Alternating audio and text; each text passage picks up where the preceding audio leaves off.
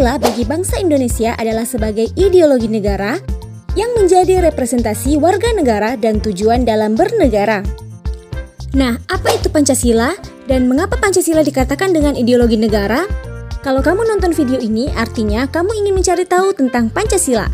Langsung aja kita bahas, let's go!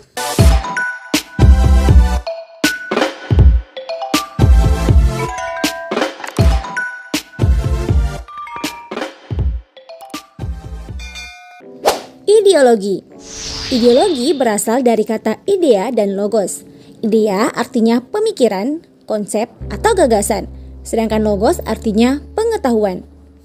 Nah, secara sederhana, ideologi ini berarti pengetahuan tentang ide, keyakinan, atau gagasan.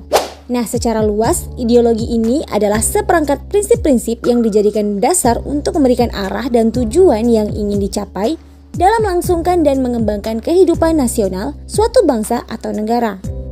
Nah, seperti yang kita ketahui bahwa Pancasila ini sebagai dasar negara. Nah, ini tercantum di dalam pembukaan Undang-Undang Dasar 1945 alinea keempat. Nah, Pancasila sebagai ideologi negara Indonesia dapat diartikan sebagai suatu konsep tentang sistem nilai yang secara individu maupun kebersamaan dipandang sebagai prinsip-prinsip hidup ideal yang dicita-citakan dan diinginkan untuk diwujudkan dalam kehidupan masyarakat dan negara. Sejarah perumusan Pancasila. Nah, di dalam perumusan Pancasila ada beberapa tokoh yang mengusulkan konsep dasar negara di dalam sidang pertama BPUPKI. Nah, tokoh yang pertama ada Muhammad Yamin. Nah, Muhammad Yamin ini di dalam pidatonya ini pada tanggal 29 Mei 1945 mengemukakan konsep dasar negara yang pertama ada peri kebangsaan, lalu peri keadilan, peri ketuhanan, peri kerakyatan, dan kesejahteraan rakyat. Kemudian yang kedua ada Supomo. Nah, di dalam pidatonya pada tanggal 31 Mei 1945, Supomo ini mencetuskan konsep dasar negara yang pertama ada persatuan, kekeluargaan, keseimbangan lahir dan batin, musyawarah, dan keadilan rakyat. Nah, tokoh yang terakhir ada Insinyur Soekarno.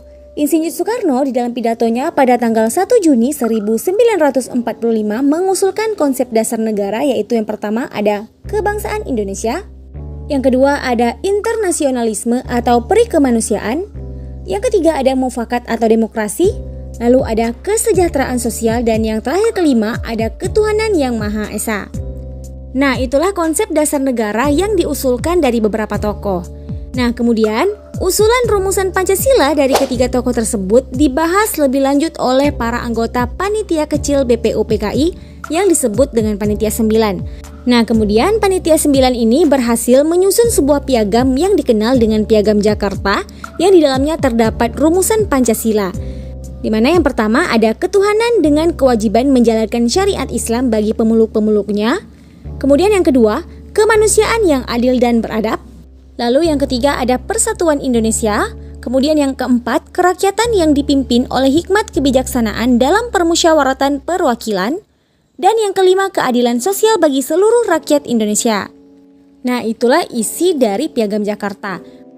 Nah, namun sebelum pengesahan Undang-Undang Dasar 1945, kalimat sila pertama rumusan Pancasila telah diganti menjadi ketuhanan yang Maha Esa. Nilai-nilai Pancasila. Nah, dari berbagai sila-sila dari Pancasila ini terdapat nilai-nilai yang terkandung di dalamnya. Nah, kita mulai dari Pancasila yang pertama, yaitu nilai-nilai ketuhanan yang Maha Esa. Nah, kita tahu bahwa Indonesia merupakan negara yang mengakui adanya Tuhan yang Maha Esa. Nah, kemudian negara melindungi warga negaranya untuk beribadah sesuai dengan agama dan kepercayaannya masing-masing. Nah, nilai dari sila kedua yaitu kemanusiaan yang adil dan beradab. Nah, ini setiap warga negara mengakui persamaan derajat, hak, dan kewajiban antara sesama manusia sebagai asas kebersamaan bangsa Indonesia. Nah, kemudian yang kedua, mengembangkan sikap saling mencintai sesama manusia. Nah, nilai dari Persatuan Indonesia atau sila ketiga, yang pertama, setiap warga negara mengutamakan persatuan, kesatuan, kepentingan dan keselamatan bangsa dan negara di atas kepentingan pribadi dan golongan. Nah, yang kedua, sanggup dan rela berkorban untuk kepentingan bangsa dan negara. Nah, selanjutnya nilai-nilai pada sila keempat yaitu kerakyatan yang dipimpin oleh hikmat kebijaksanaan dalam permusyawaratan perwakilan. Nah, nilai dari sila ini yang pertama selalu mengutamakan musyawarah mufakat dalam menyelesaikan suatu persoalan. Yang kedua, menghormati dan menjunjung tinggi setiap keputusan yang dicapai sebagai hasil musyawarah. Dan yang terakhir, nilai-nilai pada sila kelima yaitu keadilan sosial bagi seluruh rakyat Indonesia. Nah, yang pertama, seluruh warga negara bersama-sama menciptakan keadilan sosial bagi kehidupan bermasyarakat. Nah, yang kedua, memupuk sikap saling menghormati dan bersikap adil antar sesama manusia. Nah, itulah tadi sejarah perumusan Pancasila serta nilai-nilai yang terkandung di dalamnya. Sekarang kita lihat perbandingan ideologi antara ideologi komunisme, liberalisme, dan Pancasila. Nah, pada ideologi komunisme, hak asasi manusia diabaikan. Kemudian, kalau pada ideologi liberalisme, hak asasi manusia dijunjung secara mutlak. Sedangkan pada ideologi Pancasila, hak asasi manusia dilindungi tanpa melupakan kewajiban asasi. Nah, ada beberapa perbedaan-perbedaan yang lain, silakan dibaca.